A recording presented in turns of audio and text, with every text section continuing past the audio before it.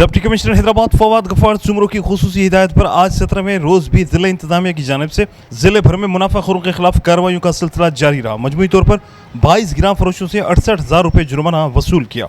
Additional deputy commissioner Hyderabad कायम Akbar नुमाई, assistant commissioner तालका city Ahmad मुर्तदा और prize inspector Naveed Sheikh ने मुख्तलिफ मार्केट्स का दौरा करके मुकर्ररा कीमतों की खिलाफ वर्जी पर 5 ताजरों से 50,000 रुपये जुर्माना वसूल किया।